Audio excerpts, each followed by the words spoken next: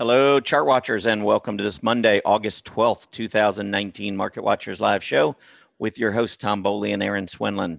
For those of you joining us for the first time today, welcome to the show. And for our regulars, welcome back. Well, we got another week started, and the market's a little weak itself. Dow Jones Industrial Average currently down 235 points. The S&P 500 down 21, the NASDAQ down 47. And the Russell 2000 on a relative basis lagging the other indices down 13 points. 10-year Treasury yield turning back lower. We saw the big bounce off of 160, got up to 180. Well, we're working our way back down almost 7 basis points today, back to 1.67%. Volatility index back on the move to the upside after 3 or 4 days moving lower at the end of last week. Seemed like things were calming down. That fear meter starting to pick back up again a little bit. Real estate, when I looked just a bit ago, was the only sector that was in positive territory. This is a group that broke out above this double top and actually is trading near its high here. Very bullish action in real estate. Not so bullish, though, in these three areas. Financials continuing that downtrend. Looks a little bit like a bear flag to me off the downtrend. So we want to watch that recent low around 26.25 to 26.5. Energy continues to weaken. That is the topic for our poll today, so be sure to take a look at that. See what you think could be the culprit here, but energy on a relative basis last week set a 15-year low, and it continues to weaken today. Consumer discretionary, one of the hot areas in 2019. Clearly, you can see since mid-July it has been struggling, bounced back, couldn't get through key moving averages, and now rolling over again. Within that space, we've got clothing and accessories. This has been a really rough area within consumer discretionary, and you can see we are breaking to a new low today. Within energy, even though energy has been very poor in terms of relative performance, renewable energy has been very strong. You can see after a huge move up at the end of July, early August, we are consolidating, trying to hang on to that breakout level, right about that 124 level.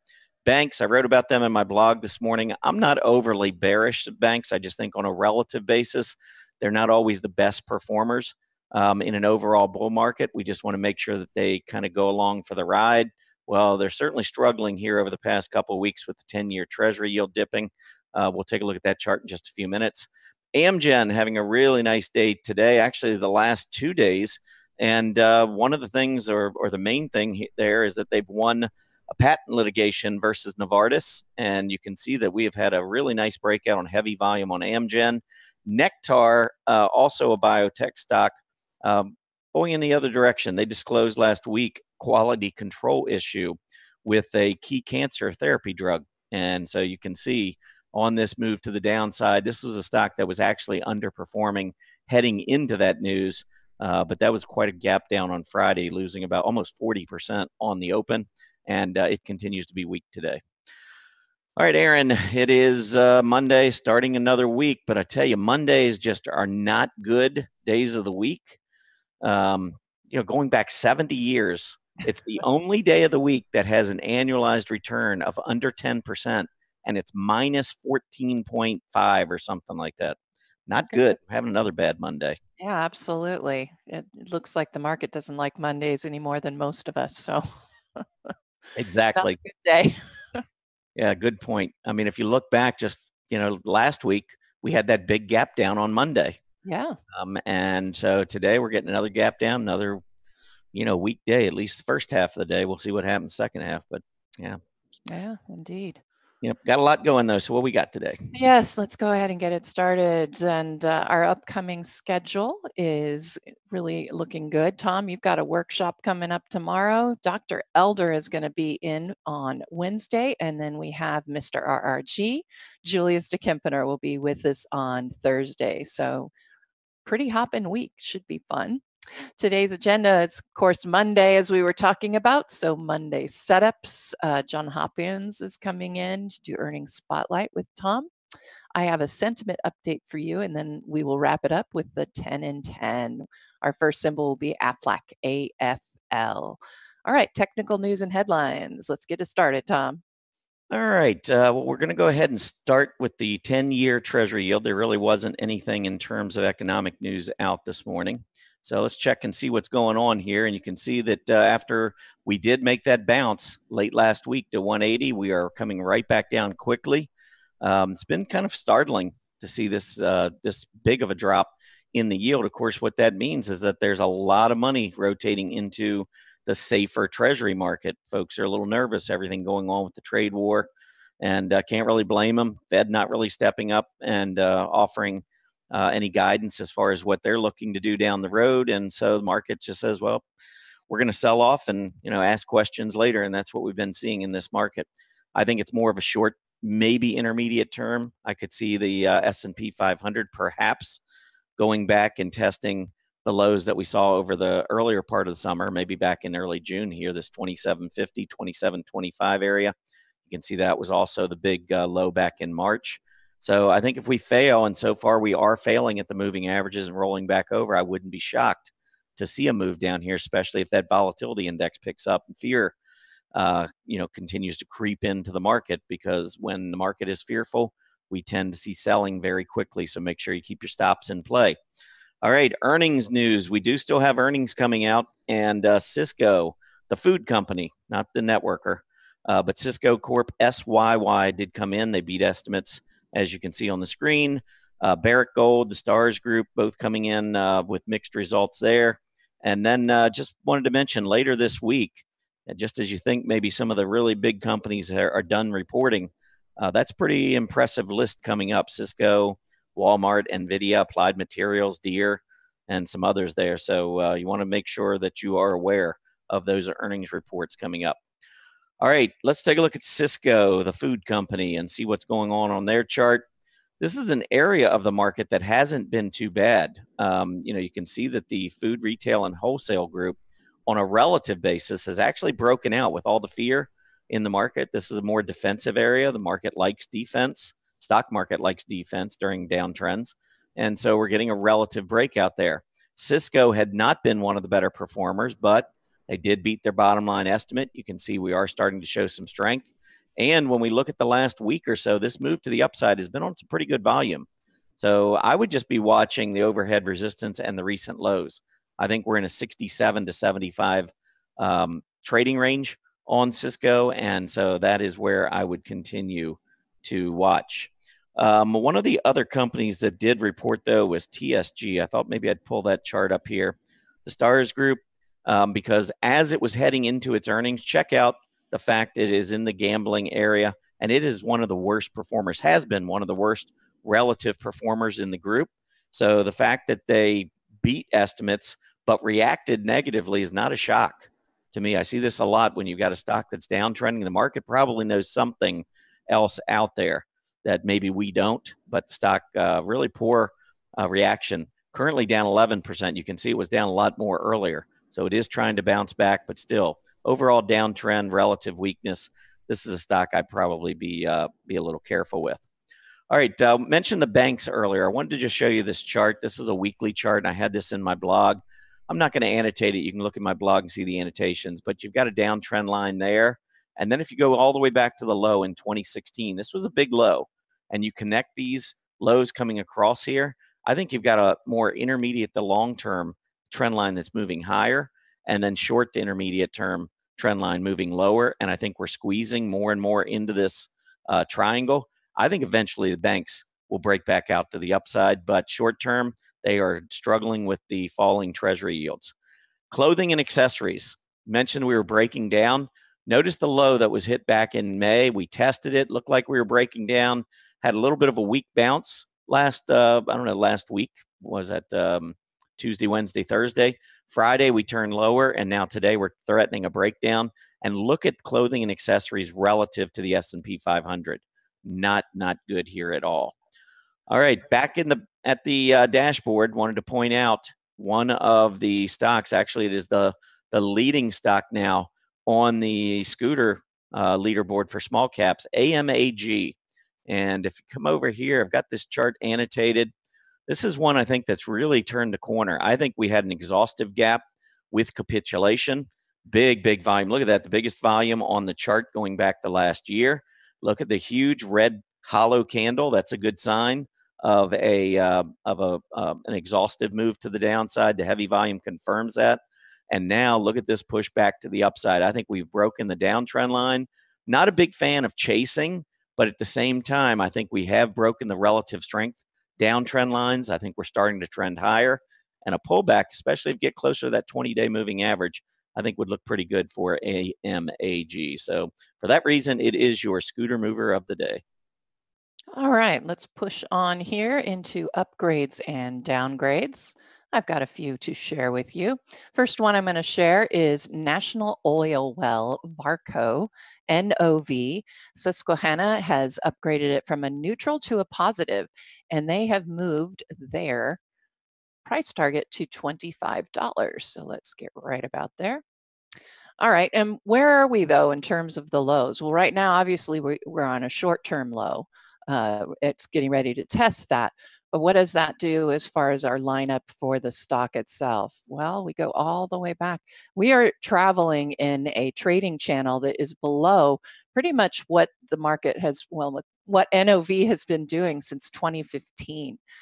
So we have started in this lower trading zone here in 2019, and we are at the bottom of it.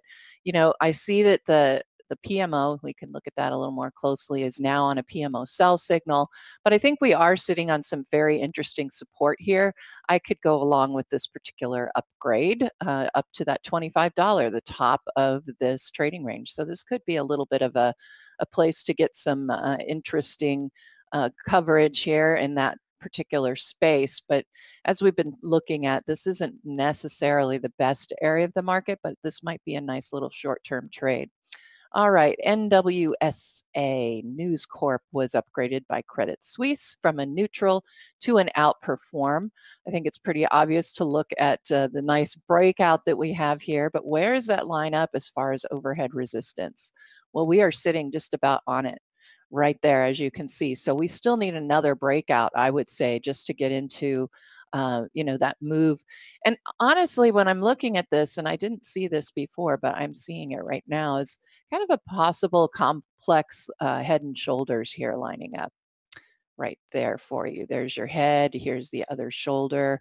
And I say complex because it is a little bit wacky here as far as the shoulders and even the neckline going through here. But we got that breakout, could see the next breakout to the upper part of the range there, that breakout. Let's look at a few downgrades. Bluebird Bio was downgraded today from an outperform to a market perform.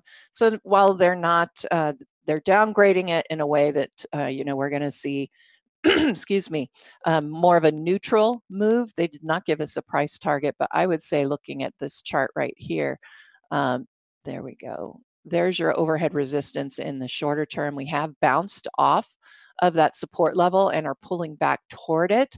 So, you know, it could be a possibility, but you've got to look for it to hold that particular support area. PMO is on a sell signal. So overall, I'm not really impressed with Bluebird Bio. There are certainly other places you could go.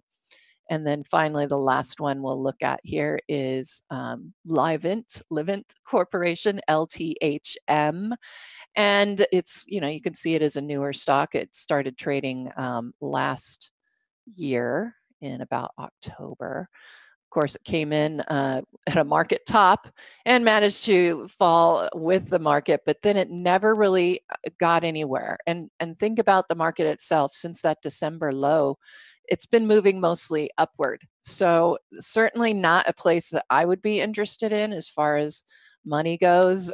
You can see we had that breakout, but we immediately fell right back down halfway into this trading range.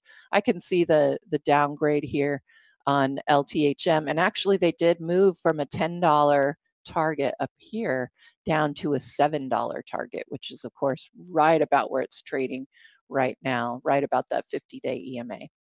All right, that's all I have for the upgrades, downgrades, and there you go with our list of what I covered. Just go to briefing.com and you can find these upgrades and downgrades there. That's where I get them from. All right, Tom, trying to move on to Monday setups, and I know that we both did quite well last week. I don't know who did better, but I'm just happy that we both came out ahead. Yeah, I know EHTH was up probably about 9% or so. I don't know where it is right now. I know it was like 109 when I was looking at it earlier. And that was one I actually owned and traded. I got out when it hit the recent high, but I know also that SO was up just about every day last week as well, and has performed well. Yeah, it's looking pretty good. I think we got it kind of, well, let me get the screen, kind of get boring here, just so I can show them. And then did you want to start off or shall I?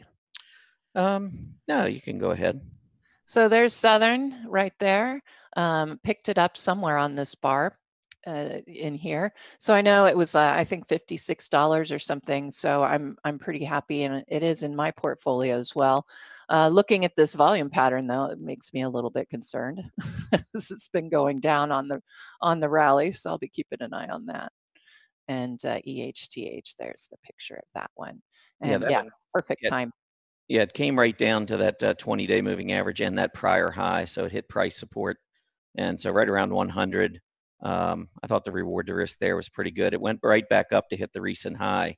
And actually, I sold 2/3 of my position when it hit that right around that 111 mark. So I still like this stock, though. I think this is one of the best stocks in the market. Just had a blowout, blowout earnings report. I think it's just a matter of time before we get a breakout on that one. All right, let's go ahead and take a peek. Everybody's going to get a peek at my first slide there. Okay. So this was one that I had, American Electric Power. I think that this is a pretty good space right now. Utilities, it's kind of a defensive area when the market is moving lower. And I had I think 2 utilities in here. I noticed PMO is just about ready to have a buy signal going on. Yes, it is getting a little bit close to that overhead resistance, but I still think looking at this, I would look for a breakout. And even if we didn't, that rise up to that overhead resistance, I think would still be profitable. So I thought AEP looked good. HEI/A, Hyco Corp. I liked this one. The PMO is decelerating just a little bit, but it's still going in the right direction. It's been oscillating above the 0 line this whole time. Certainly not overbought as far as a PMO. And this is the kind of stuff I really like to find and see. And that is breakouts. Oops, I don't need it to be that fat. There we go. Breakouts, and then the pullback toward the breakout point, because you like the breakout, but you don't necessarily want to chase it. And you can see it's pulled itself back to that breakout point, and you've got that flagpole and a mini flag there. I'm expecting some pretty good things out of Hyco Corp. It is in the industrial space, in aerospace.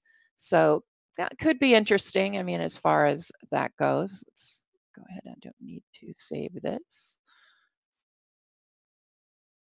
And let's see, I had them all in here, I believe. Yes, okay. Kinsale Capital Group was another property casualty.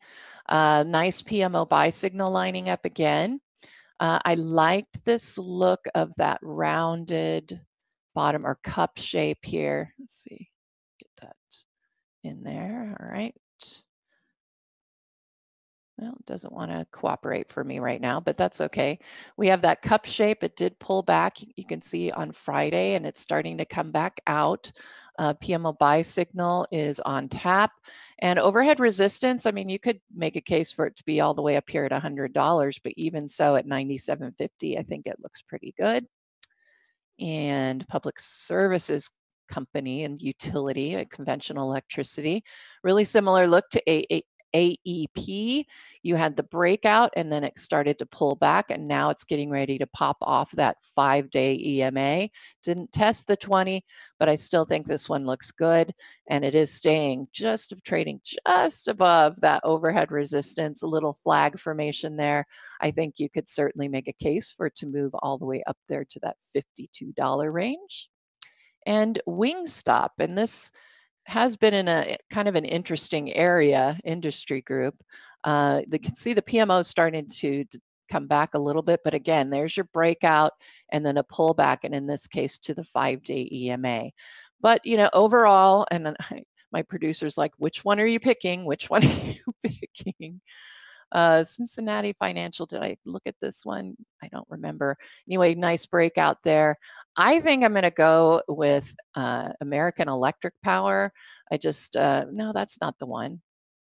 Where was it? Is it HEICO? The one that had the nice, yes, this is the one. HEICO, HEI/A, and it is at 110.39.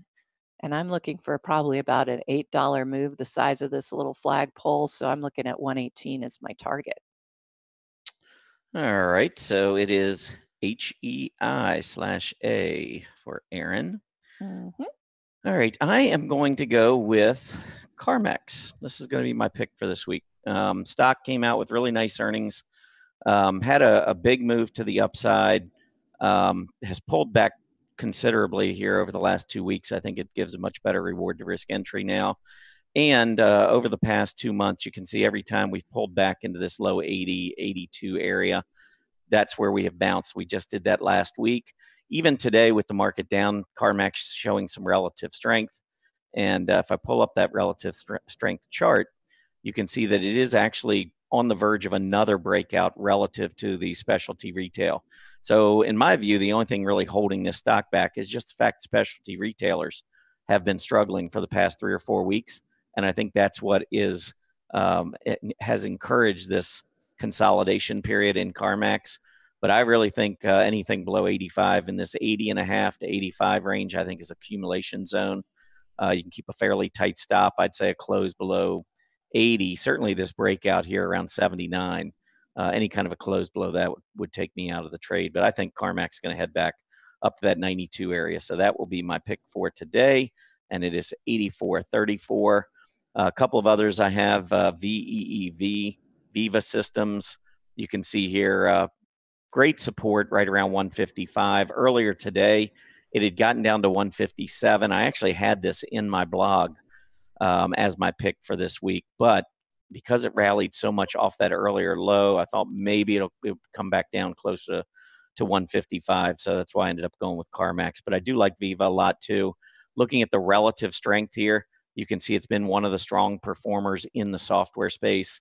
And of course, software continues to be one of the best areas in the market. So I like it a lot for that reason. A month ago, the stock was trading 176. Now you can get it at 161, so almost a 10% sale that's been going on Viva. Next up, Discover Financial Services. Now this one, I think you got to be a little careful with. I like the stock. I loved this volume picking up in the breakout. It was actually one of the stocks I really thought looked like it was poised to make this huge run to the upside. But the selling that's taken place has not been on light volume. And so far, we're holding on to areas of support. So, it's got a nice reward to risk, but I'm looking at down here, you can see the relative weakness over the past 2 or 3 weeks. So right after a huge volume breakout with earnings, things have deteriorated quite a bit. I just don't want to lose this area of support. So I would just, maybe keep an eye on that $79.50, $80 area. Close below that, I'd probably be careful because it is starting to show relative weakness. And then the last one I had here is Brinks Company, BCO. Another one showing great movement to the upside. Nice candle there with heavy volume. And then over the past few weeks, just consolidating. Versus the S&P 500, it broke. And literally last week was at a 52-week high relative to the S&P 500. It's in a very strong group that's been outperforming the S&P for really the most of 2019, all of 2019. So it's in a good area of the market. It's one of the better stocks within the S&P 500. But you can see the last 2 weeks we've seen deterioration. I don't want it to break to a 7-month relative low versus its peers. So that's why I think it's important that it hold right here. I think it will, but I'd watch $85. I think it closed much below 85. I think keep a fairly tight stop with almost 10% upside to about that 93 level. So BCO is my other one. So those are our Monday setups for this week. You can see Erin picked HEI/A at 110.39. I have CarMax KMX at 84.34. And we'll see how we do this week. All right, it is time to move into earnings spotlight, and we have just the guy here joining us, John Hopkins. How are you doing today? You know, Tom, doing pretty good. How about yourself? I'm doing good. I'm returning. Didn't talk about that yet during the show, but I did post a blog article on Saturday letting everyone know that I've made the decision to return back to earningsbeats.com. Yes. I am really excited to join you. John and I are friends. We go back more than 30 years. We were business partners for many years before I joined StockCharts.com, and I've decided to go back. My daughter works at Earnings Beats now. She's a CPA, kind of following in my footsteps, and an opportunity to work with her, go back to work with John, of course, his son, Chris, and just a great opportunity. I think we've got some unbelievably good products. We're going to be talking about that a little bit later this afternoon. Absolutely. But very, very excited to join you. Come back to Earnings Beats, my friend. Well, it's great, man. It's great to have you, back working there. I know you're going to continue, doing some exciting things with StockCharts.com as well. So to me, it's a great combo back. Yeah, I'm not, and I got a lot of emails back from folks saying, I'm so sad to see you go, and really going to miss your input here at Stock Charts. And I just want to be clear that I am going to continue to have a relationship and still be posting a lot of stuff at Stock Charts. There's also, it's early in the works, but I'm planning on doing a Trading Places show in the morning. John, you're going to be joining me maybe for part of that. I mean, it's still a little bit up in the air, but probably within about 45 days or so is when we're looking to launch a morning show. And you and I did radio together for several years. We broadcast in markets throughout the U.S. And I got to tell you, when we did that back then, I remember trying to explain technical analysis on the radio. And that's not easy to do. I mean, it's pretty tough when you're talking about the MACD and you got people driving along listening to the radio. I kind of joked, but I think probably I sent McDonald's some business. They probably had a bunch of people coming in ordering a Big MACD. Don't you remember, like, our fantasy back then was how awesome it would be if we could show charts to people? So in other words, you're trying to explain, like you said, MACD, divergences, stochastics, RSI, trying to explain all this to people on the radio. We used to always say, "Boy, it'd be just so awesome if when they were listening to us, we could show them." So here we are, 10, 15 years later, and it's all there on a platter. Yeah, it is. It was kind of interesting because, I mean, if you think about it, how many people listening to the radio, even if they're, in tune with business, how many people follow charts and technical analysis? Probably not too many. So we had a lot of challenges back then, but looking forward to the shows going forward. But we got a lot to do between now and then. So what do you got for today? Well, I know we have limited time, but I just wanted to point people to my Chart Watchers article. I laid out specifically 5 industry groups that I like, not named software. And, if you want, we can quickly go through these. It's also, people understand, you and I talk on a regular basis. And, of course, we'll be talking more. So none of this that, we're talking about today, starting with the specialized consumer services, that DJUSCS, is new to you. These are things that we've talked about and collaborated on, and we'll be doing a lot more of this. So you got it up there. What do you think of it? Love it. I mean, you got a breakout here back in May, clearing the August 2018 high.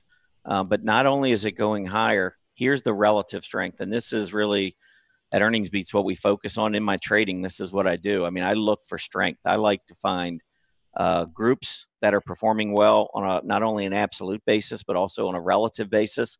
And then I try to find the best performing stocks within those groups. So when you've got a weekly relative PPO like this, that's just pointing straight up, it's telling you that this is a group relative to the S&P 500 that is absolutely exploding. And so, these are the types of stocks that we want to, try to get involved in. Exactly. And the next one would be the consumer finance, which is DJUSSF.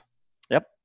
Same thing here. I mean, when you're looking at this chart here, you can see the big move up This one, the absolute breakout actually took place earlier in the year, back in March. So it's probably got a little bit more relative strength. But another one with that weekly PPO that's been on fire in 2019. And if you're trading stocks within this space, especially the best stocks within this space, you can get a lot of traction in terms of trying to beat the S&P.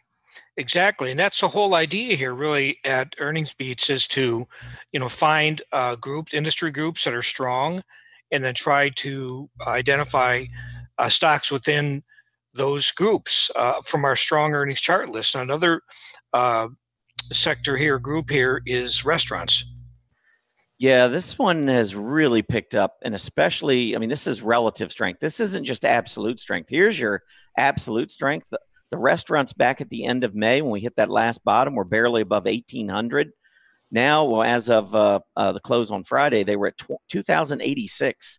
That's a huge move up on an absolute basis, but look at the relative strength. Yep. So if you own restaurants, I mean, I can, there's a number of names out there. Shake Shack just came out with great earnings. Starbucks, Chipotle, which has been in our model portfolio for the last 2 quarters.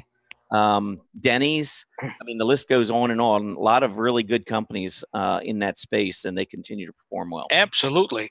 And I give you partly credit for this.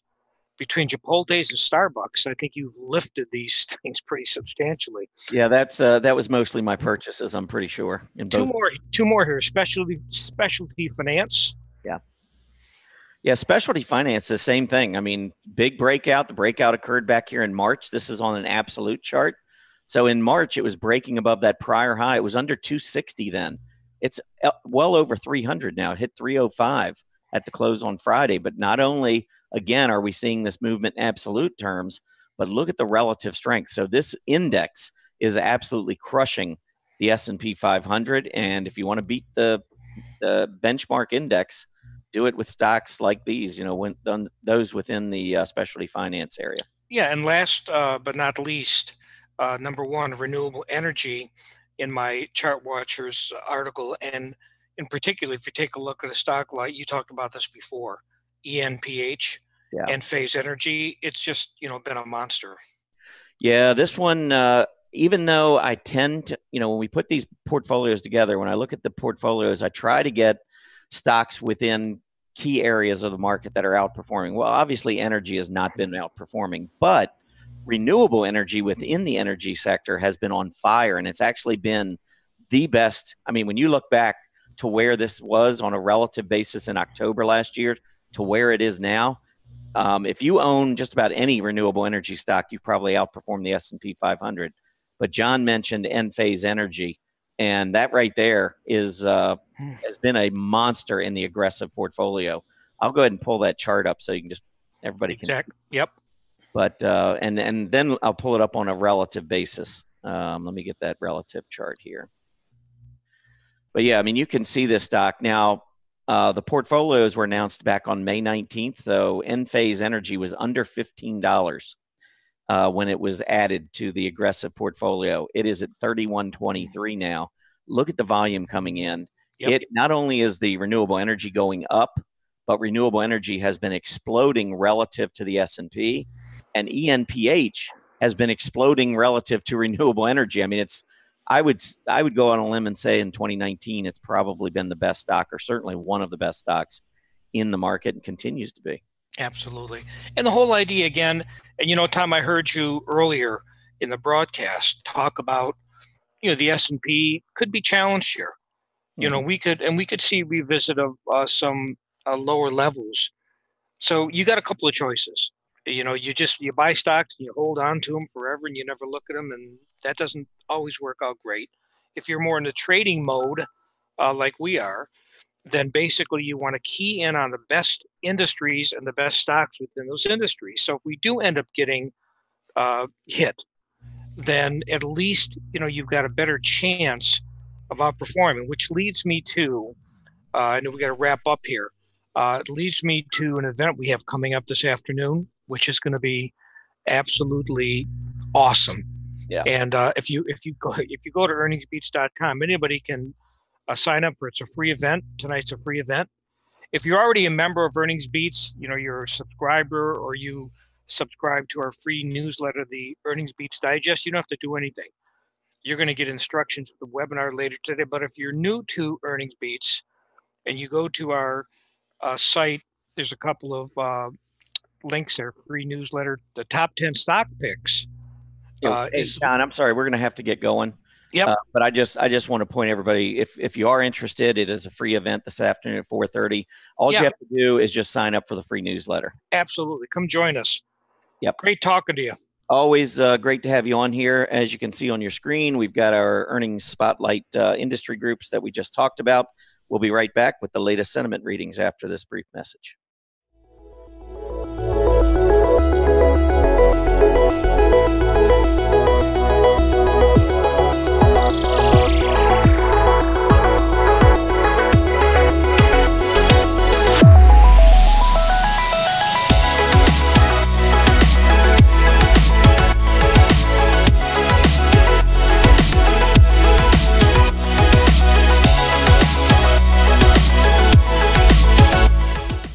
It is time for the decision point sentiment update. I'll just tell you right now as a sneak peek, last week I was looking at it and everything was pointing bearish. And interestingly, everything seems to be pointing somewhat to really bullish, I'll be honest. We're going to look at the put call ratio, the American Association of Individual Investors, which is AAII. And then we have the National Association of Active Investment Managers, which is NAME. I just want you to know all of these acronyms. And we look at the exposure of active investment managers to the market.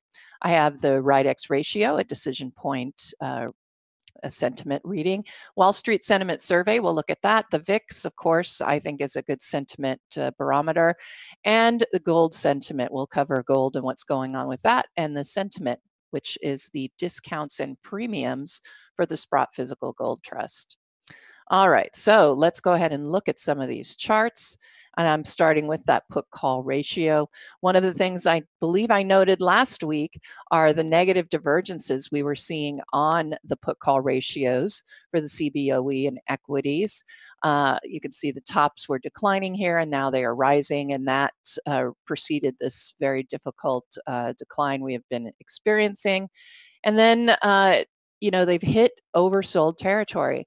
And this is typically where they start to turn and make their way back up. They are still pointing down, which is the only reason I'm not going full bull here on the chart as far as the put call ratio, but it is setting up in a bullish way to make that turn. But as you can see, when we had these very deep declines, these correctional moves, we ended up really stretching out these readings somewhat. So, you know, we could end up with a little bit more downside to deal with, and we'll see these ratios get even lower. But for now, they are in that oversold territory and could very well be looking up shortly. So that's why I would consider those neutral to somewhat bullish.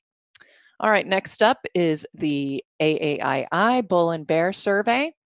Look at the change here from last week. We had been consistently lowering how many bears we had, and then bang, everybody got afraid. And typically, this is the kind of sentiment you want to see. When everybody just all of a sudden flips and it's like, oh my goodness, that is your key for a reversal as far as sentiment. Look at how low the bull-bear ratio is right now. It is reading at 0.45. That is one of the lows for the past, well, look at this. How many years? The past 6 years, 6.5 years. This is one of the lowest readings we have seen.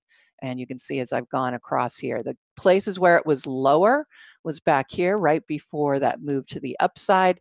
In here we had, this could be what I'm talking about right now. We had that very low reading and we still ended up, we got that move to the upside, but then we had to face a little bit more decline, and it came in very low again, and that's when we started to see that price reversal.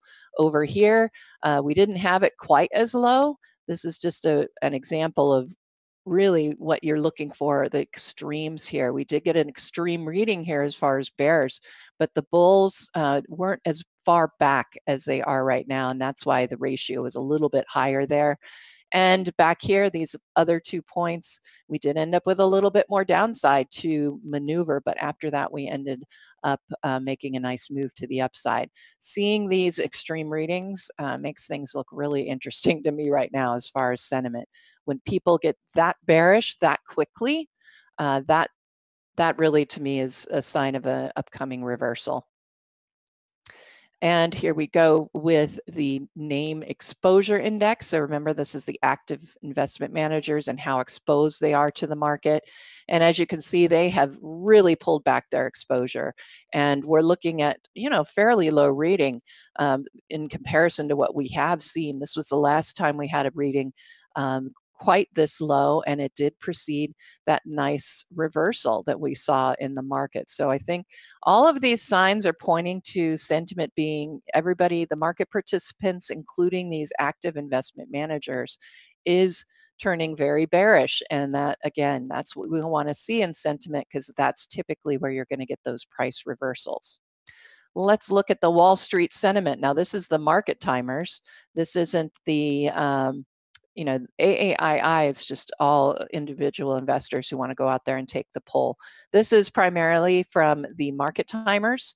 I am on this particular one, and our readings were very extreme. I will admit I'm part of that 18% that went bullish for the upcoming week. I do think we have a little bit more downside, but I think ultimately by Friday we should be seeing some upside.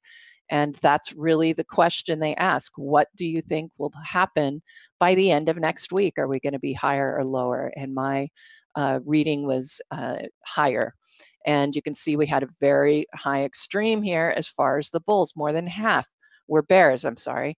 Look at that reading on the bull-bear ratio. Extraordinarily low in comparison to what we have seen previously.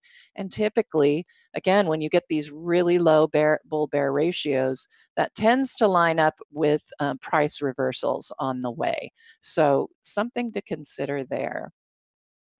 All right, Ridex, let's do this real quickly. The main thing I wanted to point out is really the money is moving back into cash money markets. We're losing some steam here as far as investment in bull funds as well as in the bear funds. We're starting to see that trending a bit lower as well. That tells me that markets, people are bearish, but not that bearish. If they were very bearish, they'd be putting money into these bear funds, and they're not. They're just getting out of the market altogether. That's a neutral position. Ultra short-term indicators we have right here. And what I was looking at, you can see we got readings last Friday. We get the readings after the market close. After Friday's close, it looked like we might be setting up for a selling initiation. And we also could see Friday that the VIX was already starting to go back down on my reverse scale, getting higher. And it started heading back down below its average. And typically when you start to see that, that tells you there's a lot of internal weakness in the market. So like I said, I would expect maybe a little bit more downside in the next couple days, but by the end of the week, I'm looking for higher prices. And finally, let's go ahead and finish up with gold. This is GLD because I wanted to see price action for the day. But the one thing I wanted to point out is there is no correlation right now between gold and the dollar. They are traveling independent of each other somewhat. I mean, you're still going to have gold. It's denominated in dollars, so it is still dependent on its price, but the individual investors, the buyers that are coming in on gold are overriding the damage that could be done on the dollar rising. But of course, the dollar has been trending somewhat lower, so not a surprise to see gold doing well. Wanted to point out our discounts on gold on the Sprott Physical Gold Trust are really pulling back. We haven't seen these type of lows for quite some time. And typically when people are, this is telling us that people are getting less bearish on gold, which is not a big surprise there. But seeing these discounts this low, that could be a move that we might see gold either continue to consolidate or possibly pull back some after this particular move. All right, let's get into the final results here. I'm going to actually skip ahead to the chart that I do at the end, but you can certainly scrub back on your video to see these. So really what I'm looking at as far as the market sentiment goes, we're looking in the very short term as bearish, but I would say in the longer term, intermediate to longer term, things are starting to turn bullish. So actually I would make my total as bullish here, neutral to bullish, based on the sentiment for the market. At this point, really the only place I'm seeing bearishness is in the very, very short term. And that's all I have for the sentiment update. Now I think it might be time to go take a peek at our 10 and 10. Yes, it is time. Do you have the RRG? I actually put it in the RRG. Let's see if we can get there real quick. There we go. I think I've only got one more to add to the list of what people had requested. Main thing is it's all about technology today, Tom. All about technology. So let's go ahead and get started with AFLAC, which isn't actually in the technology area, but chosen as our first one. Yep, let's take a look at AFL. All right, so we made this move up in July, took out the June highs, probably got a little ahead of ourselves, pulled back. Looks like pretty good volume to the downside. So the initial thought process here might be that, hey, things are looking pretty bad. However, I kind of like the fact that AFL is breaking out relative to the life insurance, its life insurance peers. So, and the volume on this move back to the upside here is very heavy volume. I think that this 50.25 to 51 area is going to act as really good support on AFLAC. And keep in mind, life insurance stocks tend to do really badly when the 10-year treasury yield is under pressure like it's been. So I think this stock has got a lot of things going against it, but it's held on to price support, and it is trading very well on a relative basis to its life insurance peers. I think either buying it down around 50.25, 51 if it goes back down there, or on a breakout above this 20-day moving average. That's what I would do. I like AFLAC. I think it's going to actually turn back to the upside and go back and challenge those recent highs. All right, let's see. The most popular, there weren't a lot of votes today. I didn't remind people to vote, but looked like there was a tie. One is Symantec, SYMC. Yeah, this thing's got gaps everywhere. When I look at a chart like this, it just scares me. I don't want to be in look at the gap over here, then the gap down over here, huge gap up here, big gap down here, another huge gap up here. I don't know what's next, but I would struggle to hold a stock like this, especially having any kind of a sizable position in it, given all of the huge moves back and forth. I mean, it shows leadership for a while and then craters. Now it's coming back, starting to show some leadership. Now it's turning back down again. I just look at this and I just see a big mess on the chart. So I personally don't like Symantec. I think if you're going to look in the software space, there's so many better options. I mean, you've got probably some key resistance there. I could even draw it in here where we had moved lower, haven't been able to get through yet. There's just too much back and forth. And when you look at it over the course of the last year, it's gone almost nowhere. And it's in a great area of the market that has been exploding to the upside. So I can't find enough reasons to buy this one. I'd stay away. All right, let's see. The other one that was quite popular was Cisco, the technology, CSCO. All right, yeah, Cisco does report soon, so keep that in mind. I think overall it's just been consolidating here after a big move up and then also consolidating on a relative basis.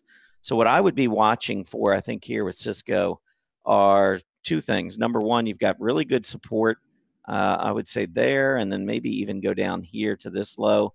I'm going to say 50.51 is an area where I want to hold to the upside. 58, a little over 58 is your resistance. And then when I come down here to look at Cisco relative to the telecom group, I'm going to say right around this 0.039 level. As long as we hold absolute price support up here and we also hold on to this area, I think we could see a recovery back in Cisco. But they do report earnings later this week. So you got to decide whether or not you're willing to take that chance heading into its earnings report. All right, next one up is our only financial request, LX, Lex and FinTech Holdings. All right, it's been downtrending. I think it is at a key, obviously a pretty key area in terms of support. volume's been dwindling as it's been moving down. You've got the low there, that intraday low, which was down at 9.5. Recently here, you had your closing lows around 10. So this is an area where it needs to turn. I mean, it's obviously been trending lower the last few months, probably not being helped at all by the 10-year Treasury yield dropping. A lot of money rotates away from financials when we see that. And I would say perhaps maybe the biggest negative for me on this chart is that relative to its peers and relative to the S&P 500, it is not only downtrending last 3.5 months, but it's setting new relative lows. I don't like trying to catch that relative falling knife, so I'm going to pass on it. All right, this is a really excellent utility. American Water Works, AWK. It's taking off. I don't know about chasing it though. Yeah, this is a really good one. I mean, I like the relative strength. I like the area, the relative strength of the area. It's defensive. You're in August and September when the market struggles. This is probably a pretty good, type of stock that a lot of folks maybe should gravitate toward if they're nervous about the market and the trade war and the volatility being high. Usually utilities tend to outperform in this kind of an environment. So yeah, we got a nice breakout. I agree with you, Erin. I think be better if we could get a little pullback here. I'm going to say, maybe back on that 20-day moving average or maybe even the price breakout. But let's just say somewhere around this 117.5 to 118.5 area, I would be more comfortable adding it, but looks good. All right, next one up. It's had a really rough year. Weight Watchers, WW, but nice little breakout, pulling back toward the breakout point. I don't like it because it's still under the 200-day EMA, but yeah, I think this one's going to pull back. Now, whether or not it breaks back down again, I don't know. I did notice they reported their earnings. They beat their bottom line, but they missed on revenues. So it's not the type of stock that I would be interested in. But I would really watch these two levels on the pullback. Great volume on that really nice candle. So that is a positive for sure. I mean, it looks like it's trying to break this downtrend since bottoming in late May. You can see it's in this pattern, higher highs, higher lows. But I'm just not sure. I mean, we got a little bit of a pop here in relative strength. I want to see another breakout in relative strength and another breakout above the prior high. And then maybe I would be more interested in it. But I think right now, too many question marks for me. I'm going to pass. All right. And this one, wow, such a breakout. The person wants to know when to sell or where to sell Amgen, AMGN.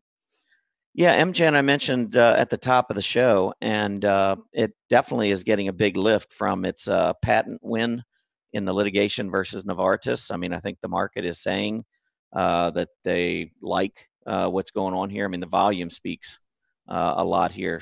The volume speaks volumes.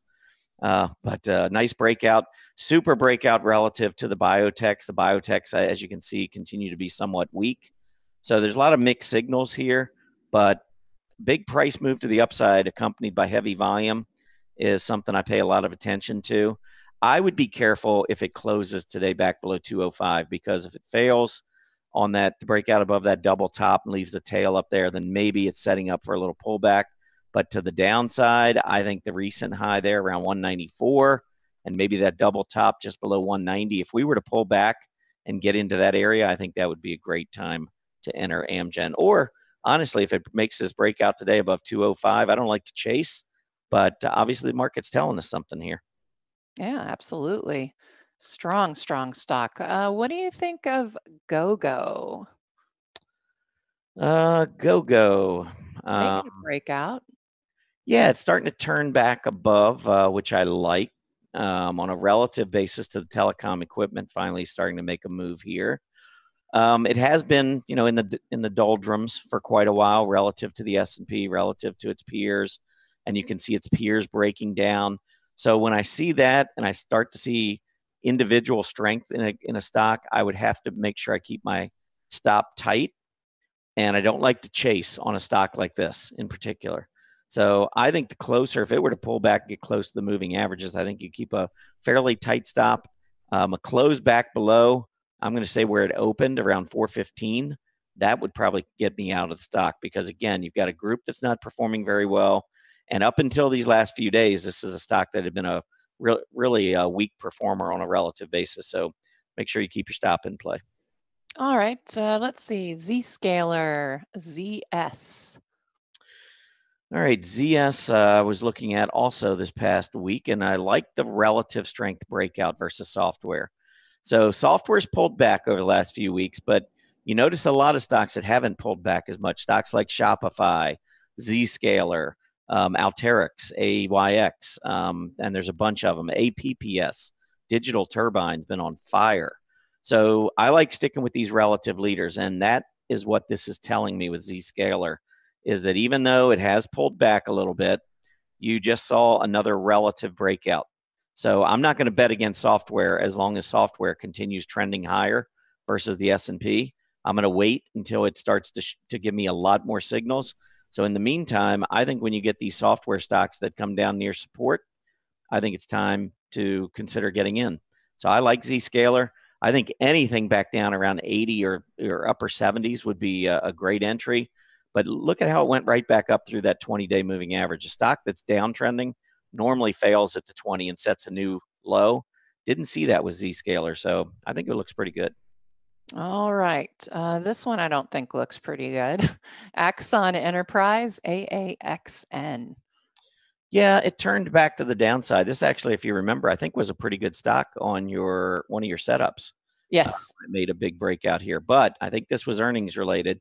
And like Kratos, KTOS, really struggled with its earnings. I'm not positive this was earnings related, but I believe it was. But look at that head and shoulder breakdown. Left shoulder, neckline, head, neckline, right shoulder, breakdown, heavy volume. I think we got more downside here. I'd pass on it. Yep, I have to agree with you there. All right, well, that is all we have for the 10 and 10. And there are the symbols that Tom just went over. If you want to go take a peek at those again, and just scrub back on your video or look for us on YouTube, and you'll find the list of these symbols. All right, Tom, time to wrap it up. Yeah, I thought what we'd do is let's pull up the poll and talk about energy here. I don't know if you've given it any thought, Erin, but obviously energy's been very weak. And once we look at the poll, I'll bring a chart up and show everybody just how weak it's been. But you have any thoughts on the reasons for the underperformance in energy? Well, you know, typically I'm with the crowd. Generally, what causes oil, at least, to perform the way they do, it does with the oversupply of the crude. But you know, XLE has been doing pretty horribly, even when you know, oil started to make a bit of a move to the upside. So, you know, for me, XLE in general, it's just not performed very well despite oil, you know, and oil's had ups and downs, but XLE has just been trending lower. And that, you know, it's just a cyclical thing in my opinion, but oversupply typically is your reasoning. Yeah, I'm really surprised at these results that the US dollar's 8-year uptrend is only 19%. I mean, that to me is one of the biggest reasons why we've seen energy and materials underperform for the last eight years. Sure. I mean, we peaked on the XLE. I'll show you the chart. We peaked on the XLE back in 2008, but especially 2011. And that's kind of where you can see this big uptrend begin on the dollar. So the dollar's been rising for the last 8 years, and you can see the relative weakness in energy. And we had the big move to the upside in the dollar. We had the big move down in energy on a relative basis. To me, this is the number one answer. I mean, I think that, yeah, you can argue global economic weakness, and certainly you can argue the oversupply as well. But I think a strong dollar tends to send energy lower on a relative basis. So sure, I would go with all those answers, those three answers. But I think the dollar is the bigger one for me. Yeah. Wow, right. Great upcoming schedule. I did want to mention before we go, though, that Mary Ellen and I are going to be at the Money Show this week in San Francisco, so come see us. Sounds good. All right, I want to thank all of you for being with us today. Please remember to complete the survey as you exit. As a quick reminder, Market Watchers Live airs 5 days a week, Mondays through Fridays from noon to 1 p.m. Have a great Monday afternoon, everybody. See you tomorrow. Happy trading.